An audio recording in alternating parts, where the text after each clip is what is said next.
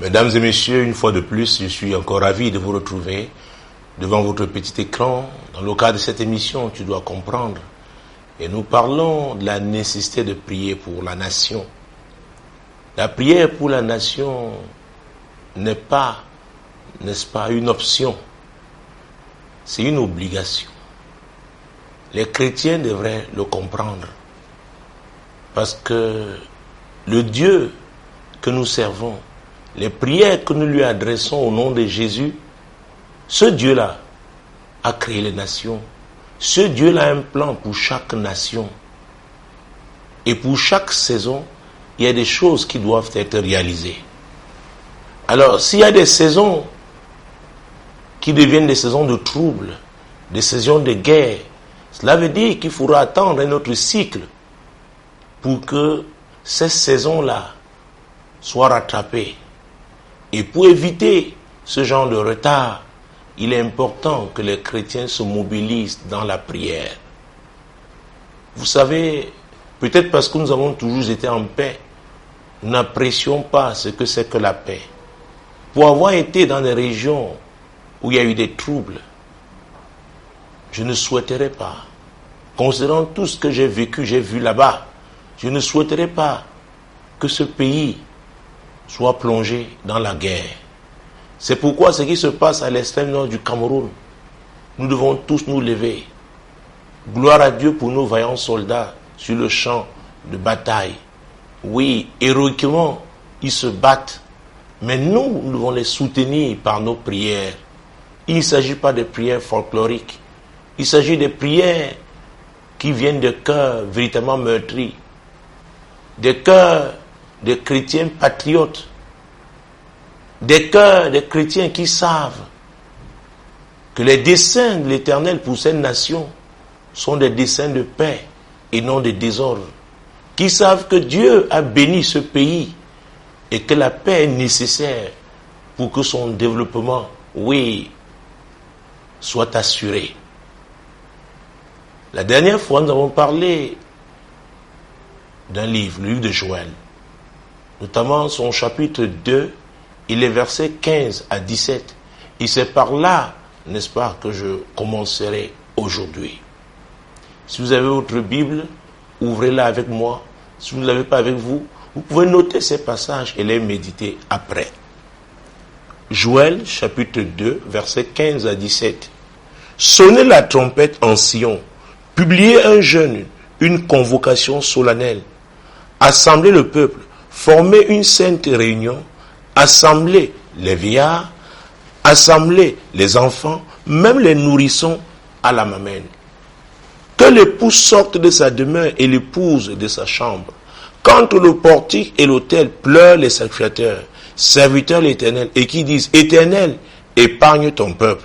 Ne livre pas ton héritage à l'opprobre, aux railleries des nations. Pourquoi dirait-on parmi les peuples, où est leur Dieu? Oui, en situation de crise, c'est ce qui doit être fait. Nous devons aller au-delà. Il est important que nous crions au Dieu qui nous a créés, au Dieu qui a créé cette nation, le Cameroun, au Dieu qui a béni ce beau pays. Il est important, ça nous concerne tous, dans le jeûne et la prière. Parce qu'il arrive que les prières, vraiment, deviennent des activités, n'est-ce pas, juste pour remplir les formalités. Mais quand vous y ajoutez le jeûne, oui, quand vous humiliez véritablement devant Dieu, ce Dieu-là est sensible aux prières qui lui sont adressées par des cœurs humiliés devant lui, humbles devant lui. C'est très important. Donc le tout n'est pas seulement de prier. Associons à nos prières maintenant le jeûne. Oui, déchirons nos cœurs devant Dieu par rapport à ce qui se passe à l'extrême nord du Cameroun, par rapport à ce que Les ennemis du Cameroun, oui, ont arrêté comme plan de déstabilisation de notre belle nation. Il est important que nos prières deviennent des prières véritablement spirituelles. Des prières qui viennent des cœurs contrits, des cœurs sincères, des cœurs qui aiment ce pays.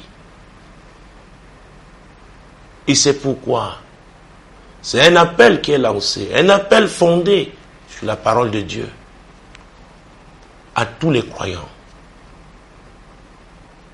à tous les chrétiens. Jésus est assis à la droite du Père au ciel. La Bible déclare qu'il intercède pour nous. Donc si nous sommes dans cette nation et que nous crions à lui, en nous humiliant véritablement, Jésus va aussi crier. Il va s'adresser au Père. Et le Père fera quelque chose pour changer ce que nous vivons depuis quelque temps. C'est possible. C'est la parole de Dieu. Et elle est vérité. Donc tout le monde doit être mobilisé dans le jeûne, dans la prière. Parce que la situation est grave. Ce n'est pas parce qu'aujourd'hui, nous du côté du sud, nous continuons de monter et descendre. Si effectivement cette nébuleuse n'est pas d'abord stoppée et écrasée après, oui, nous serons véritablement touchés. Déjà, l'extrême nord du Cameroun est reconnu pour être la plus belle région de notre pays. Donc aujourd'hui, le tourisme a pris un grand coup. Qu'on le veuille ou pas, notre économie sera véritablement touchée. C'est pourquoi l'heure est venue. L'heure est venue pour que nous nous levions dans la prière. Jésus, son nom nous a été donné. Il fera quelque chose pour notre pays. Il sauvera notre pays. N'y a-t-il pas de chrétiens dans ce pays? Vous criez comme en ce temps-là. Ô Dieu, ne livre pas ton héritage à l'opprobre. Non, ne le fais pas. Ne livre pas ton héritage. Ne livre pas ce pays où on trouve de nombreux chrétiens. Ne le livre pas aux railleries des nations. Pourquoi dirait-on parmi le peuple, où est leur Dieu? Le Dieu des chrétiens de ce pays, où est-il? Où est-il? Jésus est très sensible à sa parole. Donc, c'est par là que j'ai commencé cette édition pour vous rappeler ce que nous sommes dit récemment. Mais aujourd'hui, je voulais insister sur une notion parce que j'ai parlé de l'intercession et je disais que l'intercesseur, c'est celui-là qui use de son influence, l'influence des fils qu'il a auprès du Père, auprès de Dieu, pour intervenir en faveur d'un tiers, intervenir pour que Dieu, par les prières d'intercession, Dieu agisse. Mais dans la notion d'intercesseur, il y a une notion aussi très importante. Elle fait partie de l'intercession. C'est celle de sentinelle.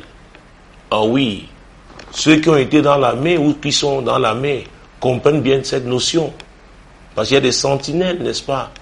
Dans l'armée, quand vous passez même du côté de la prison Yubel, vous voyez des sentinelles, n'est-ce pas, qui sont perchés de part et d'autre, les quatre coins de la prison. Ils ont une position élevée qui leur permet effectivement de regarder tout le long, n'est-ce pas, de la clôture, de voir plus loin. Et une sentinelle aussi, celui-là, n'est-ce pas, qui veille de manière à avertir en cas de danger, pour éviter une surprise désagréable. Donc, dans l'intercession, la sentinelle est très importante. Ah oui, j'ai dit qu'il y a beaucoup de prieurs, mais il y a peu d'intercesseurs. Les intercesseurs portent véritablement le fardeau.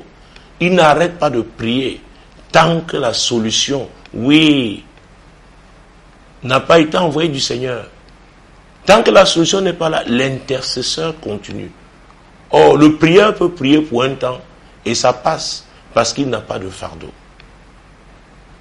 Donc dans l'intercession, la sentinelle est très importante. Ouvrons au livre de 1 Samuel.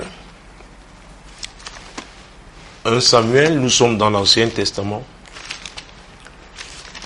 en son chapitre 14. Nous allons prendre le verset 16. Les sentinelles de Saül, qui étaient à Gibéa de Benjamin, virent que la multitude se dispersait et allait de côté et d'autre. Alors Saül dit au peuple qui était avec lui, comptez, je vous prie, et voyez qui s'en est allé du milieu de nous.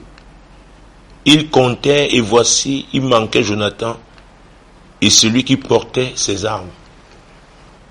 Et c'est très important. La sentinelle voit et elle informe. Ah oui. On voit avec les yeux physiques, on voit aussi avec les yeux spirituels. Et quand on parle d'intercession, il ne s'agit pas des chrétiens charnels. Il s'agit des chrétiens véritablement soumis au Seigneur. Des chrétiens qui ont reçu ce fardeau et qui prient. Et Dieu leur montre des choses. Dieu leur donne des informations pour qu'ils avertissent. Et surtout, pour notre cas, Boko Haram, ce n'est pas, n'est-ce pas, une armée classique. Ce sont des lâches qui surprennent, qui infiltrent, dont on a besoin des informations. C'est vrai qu'il y a des services de renseignement chez nous, mais il y a aussi des informations que Dieu donne lui-même, des informations spirituelles. Et c'est pourquoi dans l'intercession, la sentinelle est très importante. Ici, c'est la sentinelle, n'est-ce pas, qui a vu. Immédiatement, Saül a pris une décision. Si on reste toujours dans le livre de Samuel, cette fois-ci, son deuxième livre, 2 Samuel, chapitre 13, les versets 34 à 36, parlent aussi de la sentinelle. Absalom prit la fuite. Or, le jeune, placé en sentinelle, leva les yeux et regarda. Et voici une grande troupe venait par le chemin qui était derrière lui, du côté de la montagne. Il leva les yeux et regarda. Je vous ai dit qu'il y a les yeux physiques, il y a les yeux spirituels. Pour des hommes spirituels, quand ils sont endormis, leur esprit ne dort pas. Ils peuvent voir ce que Dieu leur montre avec leurs yeux spirituels. Ils peuvent voir ce que l'ennemi a planifié. Et ils doivent avertir. Ils doivent donner des informations. C'est important. Cette guerre contre Boko Haram n'est pas seulement une guerre charnelle, n'est pas seulement une guerre physique, elle n'est pas seulement naturelle. Moi, je pense à la dimension surnaturelle, n'est-ce pas, de cette guerre. Je vous ai dit que Boko Haram a ses dieux. Jésus avait dit que le voleur ne vient que pour voler, égorger et détruire. Ces gens sont des voleurs. Ces gens égorgent les gens. Des innocents. Ils détruisent les biens. Ils détruisent les vies. Donc ce sont des serviteurs du diable. Leur Dieu, c'est le diable. C'est pourquoi on a besoin des informations. Et Dieu est un informateur. Il donne des informations aux intercesseurs. Et parmi ces intercesseurs, ceux qui ont une grâce particulière, on les appelle les sentinelles. Et nous sommes dans la parole de Dieu. Nous voyons comment, je viens de lire le verset 34, n'est-ce pas? Le jeune qui était placé en sentinelle. Donc l'église doit avoir ses sentinelles. Il y en a qui ont cet appel à l'intercession, qui ont cette grâce d'opérer comme sentinelle, mais peut-être ne sont pas bien encadrés. Parce que l'Église a négligé la prière aujourd'hui de façon générale, et de façon particulière l'intercession. On intercède pour que le plan de Dieu s'accomplisse. Et c'est pourquoi l'Église doit connaître ce plan. Qu'est-ce que Dieu veut faire au Cameroun en cette saison? Parce que l'Église connaît ce plan. L'Église aussi, Dieu lui accorda la révélation des plans de l'ennemi, que l'ennemi a conçus pour empêcher son plan de s'accomplir. Mais si l'Église ne prend pas conscience Si l'Église est là pour gérer les querelles intestines, si l'Église est versée seulement à la recherche de l'argent, si les leaders, les pasteurs ne regardent qu'au poste à pouvoir, alors on passe à côté d'une mission fondamentale, d'une mission très importante, n'est-ce pas, que le Seigneur a confiée à l'Église. N'oublions pas, notre Dieu s'appelle encore l'Éternel des armées. Qui est son armée? C'est vrai, il a des anges aux cieux. Et il peut utiliser toute la création pour combattre, parce qu'il peut ordonner au vent de souffler, il peut ordonner au tonnerre de gronder, il peut ordonner que la terre tremble, elle va trembler. Dieu utilise tout. Mais Dieu aussi, parce que nous sommes ses enfants, nous faisons partie de son armée. C'est pourquoi il nous apprend à combattre. Il nous enseigne comment combattre dans la prière. Nous ne combattons pas avec les armes physiques. Notre armée a des armes physiques. Mais nous utilisons les armes que Dieu nous a données. Et les deux ensemble nous conduiront à la victoire. C'est très important. Je continue. Verset 37. Jonadab dit au roi, voici les fils du roi qui arrivent. Ainsi se confirme ce que disait ton serviteur. Pourquoi il a pu le dire au roi? Parce qu'il a reçu l'information de la sentinelle. Ah oui, pour éviter la surprise. Verset 36. Comme il achevait de parler, voici les fils du roi arrivèrent. Ils élevèrent la voix et pleurèrent. Le roi, assis, et tous ses serviteurs versaient d'abondantes larmes. L'information que la sentinelle avait donnée était la bonne. C'était une bonne information. Ah oui, nous avons besoin d'informations. Qu'est-ce que l'ennemi planifie? Quel est son programme? Oui, quels sont ses suppôts? Quels sont ses complices? Nous avons besoin des informations. Dieu veut nous donner ces informations. Mais est-ce que nous allons être réceptifs? C'est pourquoi il faut comprendre comment l'armée de Dieu est constituée. Il y a une branche très importante, la branche des intercesseurs, dans laquelle on trouve les sentinelles. Nous sommes toujours dans 2 Samuel, cette fois-ci au chapitre 18. Nous allons prendre les versets 24 à 28. David était assis entre les deux portes. La sentinelle alla sur le toit de la porte vers la muraille. Elle leva les yeux et regarda, et voici un homme courait tout seul. Vous voyez l'organisation de David. Ceux qui ont lu la Bible, oui, connaissent David comme un homme de guerre. Il avait une organisation. David allait en guerre avec une armée physique, mais David avait compris la nécessité d'avoir des sentinelles. Même au palais, il y avait des sentinelles. Et les sentinelles montaient.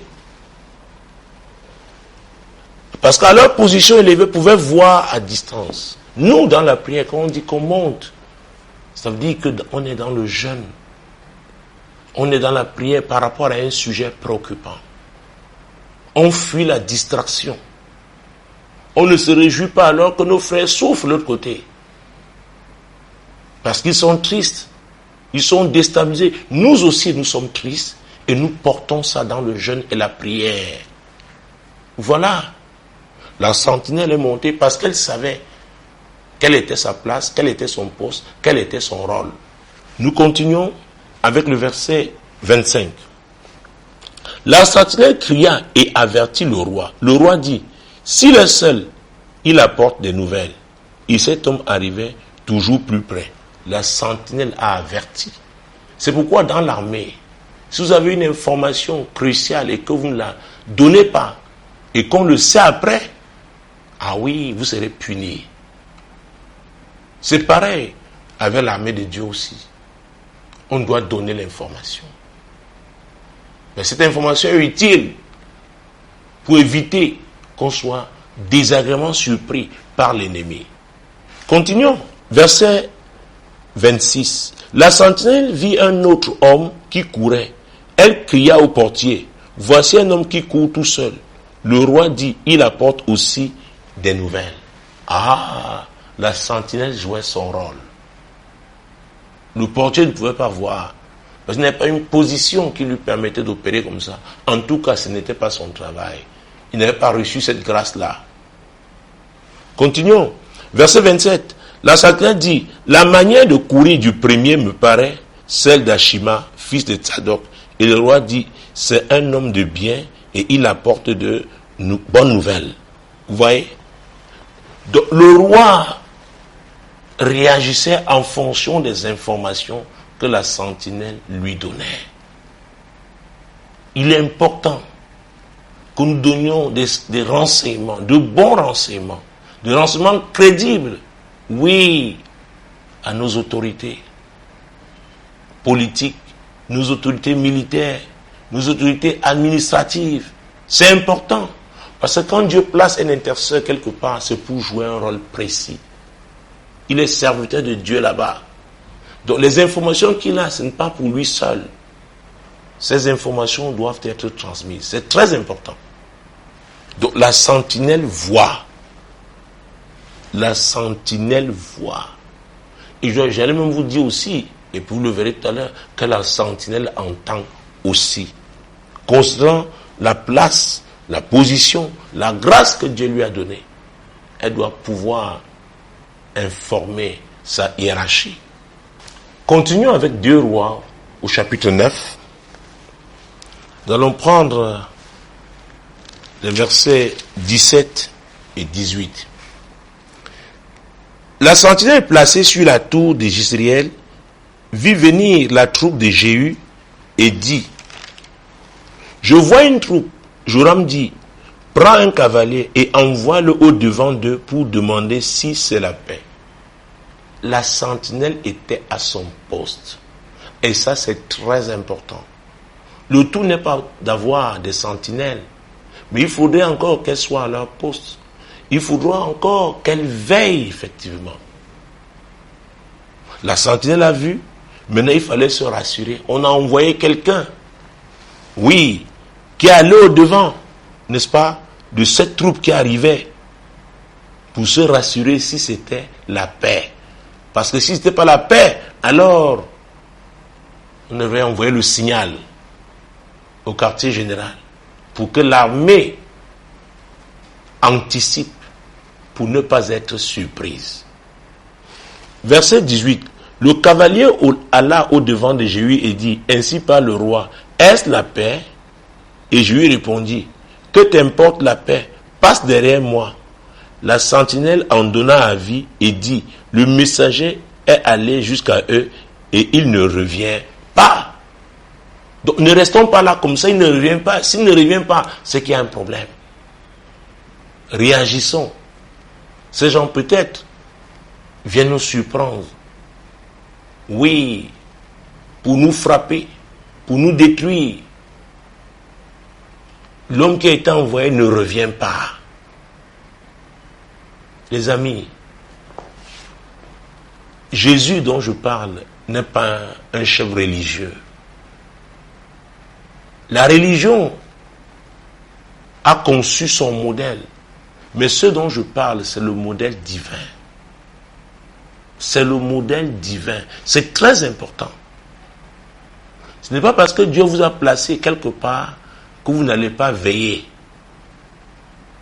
Il faut savoir que l'ennemi est toujours là pour s'attaquer à ce qui vient de Dieu.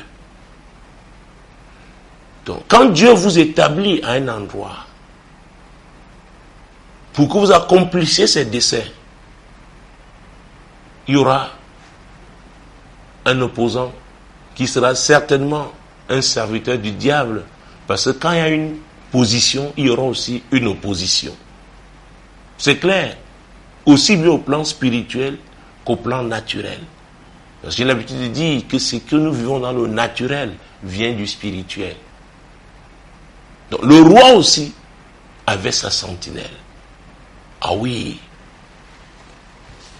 L'Église doit aussi écouter ses sentinelles. Est-ce que l'Église d'aujourd'hui a compris la nécessité d'avoir ces sentinelles? D'ailleurs, à quoi serviraient ces sentinelles si l'intercession a été reléguée au second plan ou tout simplement ignorée? La sentinelle ne fera rien parce que son rôle, c'est de donner l'information l'on doit réagir. Parce que dans l'intercession, il y a aussi le combat spirituel. Ah oui, on doit ouvrir le feu. Ce n'est pas par des canons, mais par la prière. Il y a un type de prière qu'on doit faire en fonction des informations que l'on a reçues. Sinon, on fera les mêmes prières et ça deviendra routinier. Et la religion a à voir avec la routine. On fait les mêmes choses, de façon traditionnelle. Mais pour chaque saison, il y a des défis. Le Cameroun est dans une saison particulière où Boko Haram s'est levé contre lui. Où d'autres attendent que ça grave pour qu'il se lève aussi. Mais nous devons anticiper. C'est pourquoi les informations que nous avons en tant qu'Église, il est important que nous les communiquions poliment, avec courtoisie. Et elle serait d'une grande utilité pour notre nation qui est en guerre. Jésus a dit qu'il n'y a rien de caché qui ne doit être découvert. Donc, si Boko Haram agit en face, s'il a son programme, son plan, Dieu veut bien nous les révéler. Ces programmes-là, ces plans-là. Mais est-ce que nous sommes prêts à les communiquer aux autorités compétentes? Est-ce que nous aussi, nous serons entendus? Mais j'ai l'habitude de dire, il faut toujours essayer. Avant qu'on ne t'écoute pas, mais parle. Donne l'information que tu as. C'est très important. Nous continuons. Joram envoya un second cavalier qui arrivait vers eux et dit, ainsi parle le roi, est-ce la paix? Et je lui répondis, que t'importe la paix? Passe derrière moi. Vous voyez ça? Il a envoyé un second cavalier. Pourquoi? L'information qu'il avait reçue était une information importante. Elle était capitale. Ah oui, les amis. C'est très important. Parfois, ceux qu'on appelle les hommes du monde savent mieux s'organiser que l'Église. L'Église passe le temps à parler du ciel, alors que nous sommes encore sur cette terre. Et sur cette terre, nous avons des défis spécifiques. Comment nous organiser pour affronter ces défis-là? Ce n'est pas le Cameroun qui a attaqué Boko Haram. Boko Haram nous a imposé la guerre. Et quelle guerre? Les sentinelles sont importantes. L'intercession de façon générale est incontournable. Verset 20. La sentinelle en donna avis et dit, il est allé jusqu'à eux, il ne revient pas. Et le train est comme celui de Jéhu, fils de Nimshi, car il conduit d'une manière insensée. Vous voyez ça? La sentinelle a-t-il donné des informations? Maintenant, on voit comment celui qui arrive, sa façon de conduire. Pourquoi? Ça donne des indices à ceux qui ont la capacité d'interpréter de tels actes et prendre des décisions appropriées. Oui. Et le train est comme celui de Jéhu, fils de Nimshi, car il conduit d'une manière insensée. On le connaissait déjà. On savait comment il conduisait. L'information a été donnée. Verset 21. Alors Joram dit, attelle, et on attela son char. Joram, roi d'Israël, et Akazia, roi de Juda, sortirent chacun dans son char pour aller au devant de Jéhu, et ils le rencontrèrent dans le champ de Naboth de Jezreel. Ah oui, la question était devenue sérieuse. Les rois eux-mêmes étaient obligés de faire le déplacement. À cause de quoi? À cause de qui? À cause des informations données par la sentinelle. À cause, n'est-ce pas, du rôle, la mission de la sentinelle. Ah oui, madame. Oui, messieurs. Tout ce que j'ai lu, c'est dans la Bible. Donc, nous devons avoir une bonne organisation. Une organisation huilée. où tous les dons et les talents de la nation, oui, coopèrent avec Dieu pour le succès, pour la victoire sur nos ennemis. C'est incontournable. Continuons dans le livre d'Ésaïe, Ésaïe chapitre 21. Ésaïe chapitre 21, versets 6 à 8. Car ainsi m'a parlé le Seigneur. Va, place la sentinelle, qu'elle annonce ce qu'elle verra. Oh mon Dieu, c'est le prophète qui parle. Dieu lui a dit, place la sentinelle. Il y a des informations que vous n'aurez que par la sentinelle. Donc Ésaïe va, place la sentinelle. L'église doit avoir ces sentinelles. Ce sont des personnes consacrées à Dieu. Ce sont des personnes spirituelles qui ne parlent pas n'importe comment, qui ne considèrent pas seulement leurs intérêts personnels. Ce ne sont pas des personnes égoïstes, mais ce sont des personnes au service de l'Éternel et qui œuvrent pour que le peuple de Dieu, les leaders, aient de bonnes informations pour éviter des surprises désagréables. C'est Dieu qui parle. Va, place la sentinelle. Qu'elle annonce ce qu'elle verra. Une sentinelle voit toujours. Il y a des ministères qui sont des ministères sentinelles. C'est le cas du ministère prophétique. Oui, Dieu dit qu'il ne fait rien sans d'abord annoncer à ses serviteurs les prophètes. C'est lui qui l'a dit. Il ne violera pas ce qu'il a écrit. S'il a dit, c'est que c'est comme ça. Versets 7 et 8. Elle vit de la cavalerie, des cavaliers 2 à 2, des cavaliers sur des ânes, des cavaliers sur des chameaux. Et elle était attentive, très attentive. Vous voyez ça? La sentinelle a joué son rôle. Elle raconte ce qu'elle a vu. Et la Bible dit qu'elle était attentive, très attentive, dans l'intercession de façon générale, et dans la vie des sentinelles de façon particulière. Il n'y a pas de place pour la distraction. Non. Il n'y a pas de place pour la distraction. La sentinelle doit être attentive pour bien voir, pour bien entendre et passer la bonne information. Versets 9 et 10. Verset 8 d'abord. Puis elle s'écria, comme un lion, Seigneur, je me tiens sur la tour toute la journée et je suis à mon poste toutes les nuits. Vous voyez ça? La sentinelle déclare, comme un lion.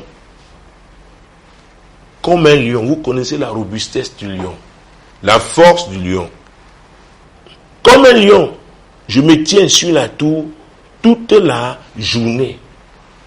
Toute la journée. Voilà le rôle de la sentinelle. Ah oui. Pas de place pour la distraction. Non. Pas de place pour la distraction. Non. Pas de place. Verset 9. Et voici vient de la cavalerie des cavaliers 2 à 2. Elle prit encore la parole et dit, elle est tombée Babylone, et tous les anges de ses dieux sont brisés par terre. C'est ce qu'elle a vu, la sentinelle. Elle doit voir, elle doit même entendre la sentinelle. Verset 10. Ô mon peuple, qui a été battu comme du grain dans mon air, ce que j'ai appris l'Éternel des armées, Dieu d'Israël, je vous l'ai annoncé. La sentinelle doit annoncer ce que Dieu demande d'annoncer. Ce que Dieu lui a montré. Ou ce que Dieu lui a dit. C'est très important. Ah oui. Très très important. Verset 11. Oracle sur Duma, on me crie de Séir. Sentinelle, que dis-tu de la nuit? Sentinelle, que dis-tu de la nuit? Vous voyez? La nuit là, tu ne dois pas être endormi. Tu dois rester éveillé. et nous donner des informations utiles. Verset 16. Car ainsi m'a parlé le Seigneur, encore une année, comme les années d'un mercenaire, et s'en est fait de toute la gloire de Kédar. Il ne restera qu'un petit nombre des vaillants archers, fils de Kédar. Vous voyez? C'est clair. La sentinelle annonce ce qu'elle a vu, le jugement, le châtiment. Donc une sentinelle n'est pas aussi souvent là pour raconter des histoires agréables. La sentinelle dit ce qu'elle a vu, dit ce qu'elle a entendu. Poursuivons avec toujours le livre d'Ésaïe, en son chapitre 52. Ésaïe 52, verset 8. La voix de tes sentinelles retentit. Elles élèvent la voix. Elles poussent ensemble des cris d'allégresse. Car de leurs propres yeux, elles voient que l'Éternel ramène Sion. Donc la sentinelle, ce n'est pas seulement pour des situations de malheur. C'est pour des situations aussi de joie. À vrai dire, elle dit ce que Dieu lui demande de dire. Elle raconte ce que Dieu lui montre. C'est important. Quand on est en guerre aussi, on a besoin des encouragements. Ah oui, quand on voit de grandes victoires, on doit pouvoir les annoncer aussi. Ça galvanise les troupes. Ça encourage ceux-là qui jeûnent, qui prient. L'information est cruciale. Dieu l'a compris. Il sait pourquoi dans sa maison. C'est pourquoi à l'église, il a établi des sentinelles. Parce qu'il veut que son peuple ait des informations. Il sait qu'à un moment ou un autre, le peuple sera attaqué. Et l'ennemi qui arrive a une stratégie. L'ennemi qui arrive a un plan. Il faut le contrecarrer. Il faut anticiper.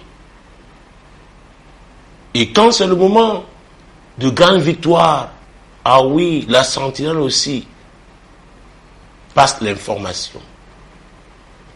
Nous continuons. Maintenant, les versets 9 et 12. Éclatez ensemble en cris de joie, ruine de Jérusalem, car l'Éternel console son peuple, il rachète Jérusalem.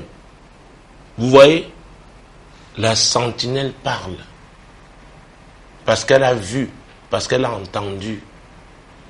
Elle dit la souffrance, Dieu est en train de mettre fin à cette souffrance.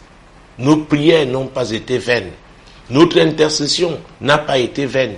Nos jeûnes, ces sacrifices que nous avons faits, ah oui, en nous humiliant devant Dieu, en pleurant, en criant, il a entendu nos cris.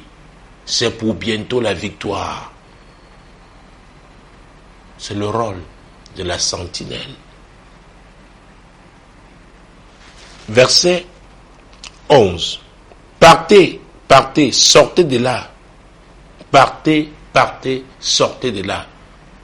Dieu est un Dieu qui oriente. Si vous continuez au verset 12, ne sortez pas avec précipitation, ne partez pas en fuyant, car l'Éternel ira devant vous, et le Dieu d'Israël fermera votre marche. Le Dieu que nous servons est un Dieu protecteur. C'est un guide. Il est le meilleur guide. Il sait préserver. Il y a des moments, même dans le combat, où on est comme dans l'incertitude. On a besoin d'être rassuré. Les sentinelles doivent rassurer. Elles doivent rassurer aussi. C'est important. C'est pourquoi, encore une fois, je parle des sentinelles du Seigneur. Mesdames et messieurs, vous chrétiens, l'intercession est importante.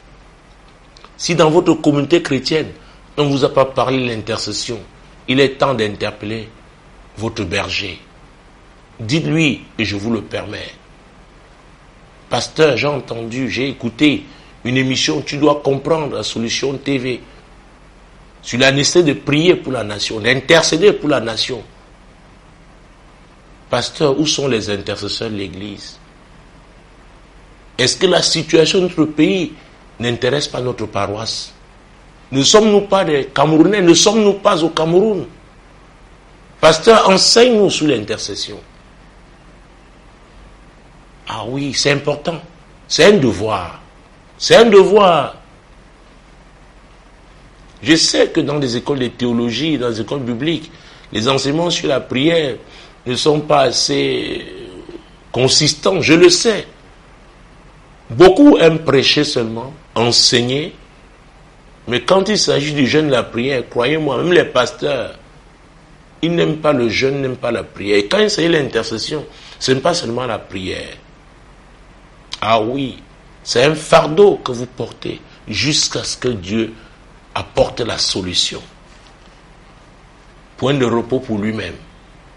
Vous criez comme si c'était vous-même qui aviez mal. Ah oui. Et à vrai dire, dans notre cas, nous devons avoir mal parce que nos frères, l'extrême nord, oui, appartiennent à la grande famille nationale. Donc quand un membre de la famille est touché, c'est toute la famille qui est touchée. Donc nous devons avoir mal. Jusqu'à ce que Dieu fasse quelque chose. Et il le fera si nous jouons notre rôle. Nous continuons au chapitre 56 maintenant, verset 10. Ces gardiens sont tous aveugles, sans intelligence. Ils sont tous des chiens muets, incapables d'aboyer. Ils ont des rêveries, se tiennent couchés, aiment à sommeiller. Alors, vous savez, il y a plusieurs lectures d'un passage biblique. On peut lire un passage biblique au premier degré seulement. Mais je vous apporte aussi la lecture, n'est-ce pas, de l'intercesseur que je suis. La lecture prophétique, n'est-ce pas, de ce verset. Des gardiens sont tous aveugles. Il y a des gens qui peuvent s'appeler intercesseurs et notamment sentinelles. Mais Dieu dit, ces personnes sont aveugles, sans intelligence. Aveuglées par quoi? Par la qualité de leur formation. Le type de barrière dénominationnelle, n'est-ce pas, qui les a embrigadés. Ils sont devenus aveugles. Ils ne voient plus. Et si une sentinelle ne voit pas, ça ne sert plus à rien. Elle ne sert plus à rien. Oh mon Dieu. Ils sont tous des chiens muets, incapables d'aboyer. Aboyer ici, c'est avertir. Parce que quand le chien aboie, la nuit, son patron, son maître sait qu'il y a un danger. Il y a quelqu'un qui est en train de rôder. Peut-être c'est un voleur. Et c'est pourquoi la Bible utilise, n'est-ce pas, ces expressions. Des chiens muets, incapables d'aboyer. Et ces chiens peuvent devenir muets. La sentinelle peut devenir muette et aveugle par sa vie de péché. Si elle cesse d'être consacrée à Dieu. Oui, si maintenant elle privilégie, n'est-ce pas, les loisirs du monde, la vie du monde, si maintenant elle court seulement après l'argent, elle ne pourra plus opérer à ce niveau où elle voit ce que le Seigneur lui montre, où elle entend la voix de Dieu. Maintenant, elle devient, n'est-ce pas, comme ces gardiens-là qui sont aveugles, sans intelligence, comme ces chiens muets, incapables d'aboyer. Peut-être dans le passé, vous avez été une sentinelle, vous avez été un intercesseur, de façon générale, et qu'aujourd'hui, vous n'arrivez plus à prier. Vous avez perdu le goût, n'est-ce pas, le désir, ce fardeau pour l'intercession. Cela veut dire que quelque chose s'est passé dans votre vie. Ah oui, il y a un événement qui vous a touché. Il y a des situations qui vous ont poussé dans la compromission. Et aujourd'hui, vous avez perdu cette verve. Cette émission aussi va vous aider, oui, à revenir à votre appel. Parce que Dieu compte sur les intercesseurs. L'intercession des hommes, des chrétiens, à l'église, pousse Dieu à agir. Les intercesseurs peuvent même accélérer le processus. Peut-être que cette émission vous a aussi interpellé. vous avez jeté l'éponge. On ne vous voit plus aux réunions d'intercession. Vous ne priez plus pour la nation. Ce n'est plus un problème. Dieu m'a envoyé pour vous interpeller. Parce que lui qui vous a donné cette grâce, il vous jugera. Il vous jugera. Il peut vous délivrer de cette cécité spirituelle dans laquelle vous vous trouvez maintenant. Mais tout dépend de vous. Tout dépend de vous. Oh. Dans ce passage, n'est-ce pas, parle du fait qu'il n'y a plus de sentinelles. Il n'y a plus de gens pour voir et annoncer, avertir. Et qu'est-ce qu'il dit à la fin du verset? Et qu'est-ce que Dieu dit à la fin du verset 10? Ils ont des rêveries, se tiennent couchés, aiment à sommeiller. Un intercesseur, ce n'est plus lui qui décide quand il dort. Non. La sentinelle ne doit pas dormir quand elle doit veiller. Mais aujourd'hui, c'est le sommeil. À la place des visions, des révélations, ce sont des rêveries. Oh, Dieu veut te délivrer. Dieu veut te délivrer. Parce que si les pasteurs aujourd'hui, à la place des visions, des rêveries, que deviendra le troupeau? Un berger qui a des rêveries, comment pourra-t-il conduire son troupeau? Quelque chose doit être fait. Oh oui, quelque chose doit être fait. Dieu veut vous aider. Allons maintenant au livre de Jérémie. Jérémie, nous allons prendre le chapitre 6. Jérémie, chapitre 6, verset 17. Je sais que ce genre d'enseignement n'intéresse pas beaucoup. Beaucoup veulent seulement entendre parler de la prospérité, de comment ils gagneront beaucoup d'argent, comment ils vont se marier, comment ils vont voyager. C'est bien beau. Mais je dois vous dire, votre bonheur dépend de ce pays. Là où vous êtes là maintenant, vous ne priez pas pour lui. Vous ne priez pas pour que Dieu restaure la paix. Même si vous fuyez ce pays pour aller ailleurs, sachez-le. Parce que vous êtes né ici, parce que vous êtes Camerounais, ou parce que vous avez séjourné dans ce pays, Dieu vous demandera des comptes. Parce que tout chrétien doit prier pour sa ville, prier pour sa nation. Ça, c'est général. Il est intercesseur de façon précise, de façon particulière. Il doit le faire toute sa vie. Parce que Dieu l'a appelé. Il a appelé à cela. Même donc, vous, si vous quittez le Cameroun en tant qu'intercesseur, même là où vous serez, vous devez continuer de prier pour ce pays. Jérémie chapitre 6, verset 17. J'ai mis près de vous des sentinelles. Soyez attentifs au son de la trompette. Mais ils répondent, nous n'y serons pas attentifs. Vous voyez ça? Dieu lui-même dit, j'ai mis près de vous des sentinelles. Donc ils vont sonner la trompette pour vous avertir. Je suis en train de sonner la trompette. Si vous ne priez pas pour cette nation, cette nation risque de connaître des moments plus difficiles. Donc il est temps de prier. Vous devez m'écouter. Vous devez prier de façon régulière. En famille, on doit prier pour la nation. En paroisse, en chapelle, à l'église, on doit prier pour la nation. Une église dans une ville, toutes les dénominations devraient pouvoir se rassembler. Qu'on soit catholique, presbytérien, protestant, pentecôtiste, etc.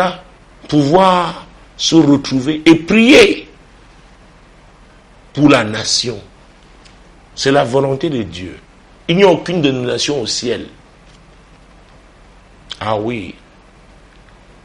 La Bible déclare que celui qui invoquera le nom du Seigneur sera sauvé. Il ne s'agit pas de dénomination. Donc, Dieu, par Jérémie, dit, j'ai mis près de vous des sentinelles, soyez attentifs au son de la trompette. Mais ils répondent, nous n'y serons pas attentifs. vous pouvez comprendre pourquoi au chapitre 14, verset 11, Dieu va dire quelque chose. Et l'Éternel me dit, n'intercède pas en faveur de ce peuple. S'ils jeûnent, je n'écouterai pas leurs supplications. Il y en a qui attendent que la situation s'aggrave pour qu'ils sortent, n'est-ce pas, de leur sommeil profond et veulent faire des jeûnes maintenant circonstanciels et circonstanciés pour impressionner Dieu. Dieu dit ici, en ce moment-là, ces gens-là jeûnent, je n'écouterai pas leurs supplications. Je fermerai mes oreilles à leurs prières. Ah oui. Donc voici ce qu'il faut faire en ce moment. Et parce que il avait déjà dit au peuple par Jérémie qu'il y a des sentinelles. Maintenant ils nous ont dit qu'ils ne vont pas l'écouter. Et Dieu va réagir au chapitre 14, verset 11, n'intercède pas en faveur de ce peuple. J'ai dit, intercède, c'était user de son influence en tant que prophète. Jérémie, Dieu avait donné à son prophète cette influence-là. Il pouvait retenir la main de Dieu en priant en faveur de ce peuple, en intercédant en faveur de ce peuple. Mais Dieu lui dit ici, n'intercède pas, je ne l'écouterai pas. Il a refusé d'écouter les sentinelles. Ah oui, il a refusé d'écouter les sentinelles. Et regardez dans Ézéchiel, Dieu va passer à une autre dimension. Ézéchiel chapitre 3, versets 17 à 21. Qu'est-ce qu'il dit? Ézéchiel chapitre 3, versets 17 à 21. Fils de l'homme, je t'établis comme sentinelle sur la maison d'Israël. Tu écouteras la parole qui sortira de ma bouche et tu les avertiras de ma part. La précision, tu les avertiras de ma part. Je suis venu vous dire, vous devez prier. C'est l'heure. Le moment est venu. Tout le monde, tous les chrétiens doivent prier pour la nation. Si les chrétiens ne le font pas,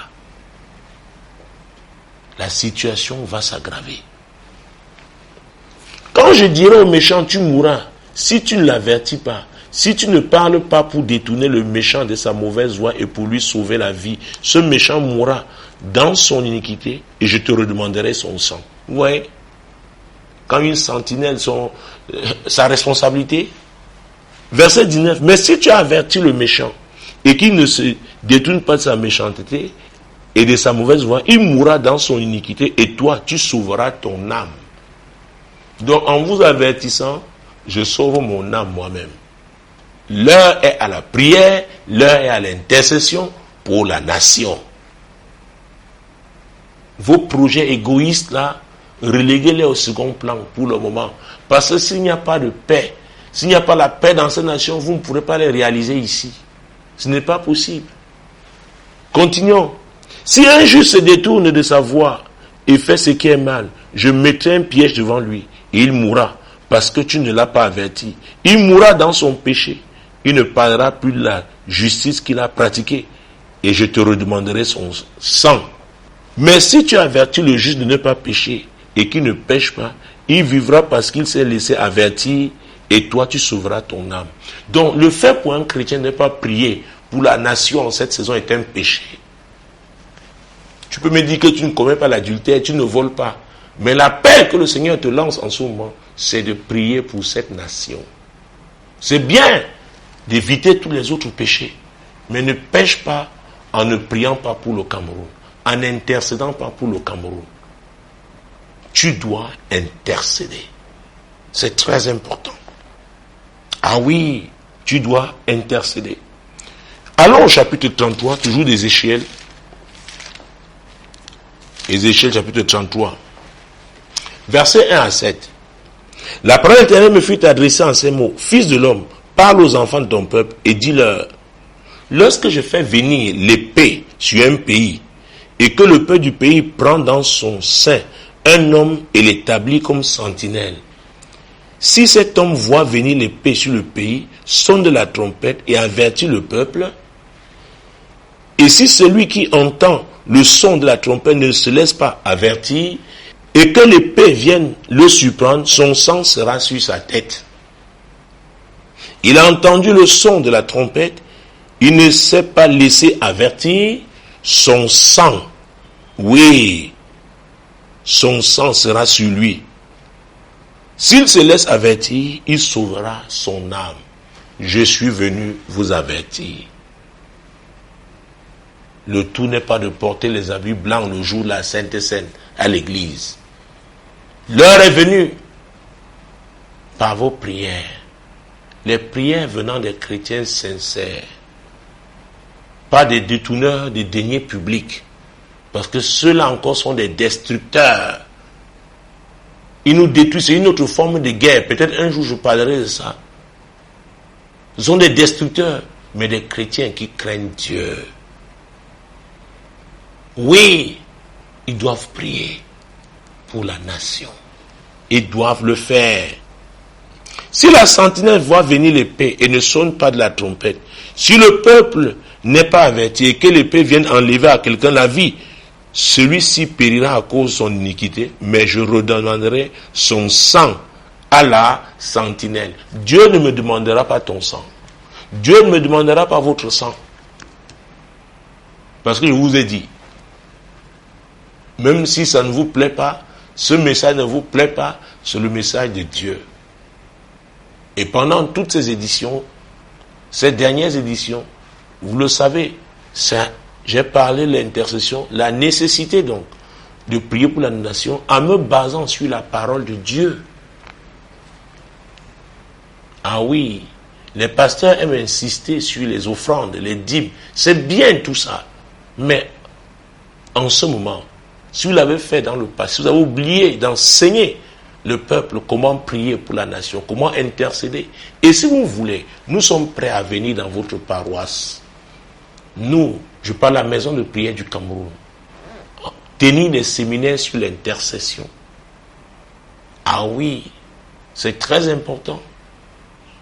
Je suis appelé dans une nation pour parler à 500 leaders, leur parler des prières stratégiques. Et nous sommes là dans le cadre de l'intercession, une intercession stratégique.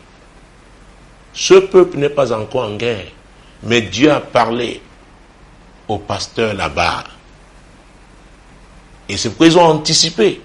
Il veut des enseignements sur l'intercession stratégique. C'est très important. Le tout n'est pas de prier seulement. Il y a prière et prière. Il faut que nos prières soient adaptées à nos défis. Il faut que nos prières, n'est-ce pas, se conforment aux avertissements de l'Éternel. Ah oui, pendant que nous dormons, l'ennemi ne dort pas. Nous devons anticiper. Et enfin le verset 7. Et toi, fils de l'homme, je t'ai établi comme sentinelle sur la maison d'Israël. Tu dois écouter la parole qui sort de ma bouche et les avertir de ma part. Vous voyez? Il dit que la sentinelle, non seulement elle voit, elle entend, elle écoute la parole de Dieu. C'est très important. Donc, mesdames et messieurs, je peux vous enseigner, prêcher sur la prospérité, prêcher sur les miracles. Écoutez, vous pouvez avoir votre miracle, je ne sais pas lequel, mais si c'est dans un contexte d'insécurité, que ferez-vous? Je me souviens, n'est-ce pas, des nouvelles que nous recevions de la République centrafricaine quand ça chauffait là-bas. Ah oui, des gens ont abandonné leurs maisons, leurs biens, pour fuir en forêt, pour se cacher. Alors, quand l'ennemi commence du côté de l'extrême nord, on ne sait pas par où il va attaquer aussi après, parce qu'il y a un réseau de méchants aujourd'hui. Il y a des gens qui veulent déstabiliser notre nation.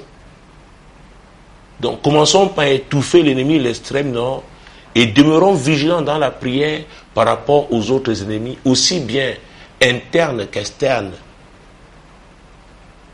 Ah oui. Donc, l'Église a cette mission et le Seigneur compte sur elle. C'est pourquoi je voudrais faire 2 prières maintenant. La première, pour ceux des chrétiens qui savaient, qui avaient eu cet enseignement, même cet appel, ils savaient qu'il est nécessaire de prier pour la nation, ils ne l'ont pas fait jusque-là. Vraiment, les conduire dans un moment de repentance pour qu'ils demandent pardon au Seigneur et qu'ils soient restaurés dans cet appel-là. Et après, je prierai pour ceux-là qui ont compris que Jésus est le Sauveur et que les prières qui sont adressées à l'Éternel des armées, à l'Éternel pourvoyeur, à l'Éternel qui bénit, le sont par le seul médiateur, comme l'a déclaré l'apôtre Paul, c'est-à-dire Jésus. Et on ne peut pas faire cette prière sans être en relation avec ce Jésus. Alors, ceux-là, n'est-ce pas, je m'occuperai d'eux dans la deuxième partie de la prière. Pour vous maintenant, vous saviez déjà qu'il fallait prier pour la nation, vous ne l'avez pas fait jusque-là. Même vous, pasteurs, vous êtes censés le savoir. Commencez à demander pardon à Dieu. Et j'intercéderai pour vous. Et je prierai pour que Dieu vous restaure dans cet appel. Que Dieu vous oriente dans cet appel. Et qu'il vous accorde davantage de grâce pour enseigner au peuple qui vous a confié l'intercession. Et notamment l'intercession pour la nation camerounaise. Je vais prier.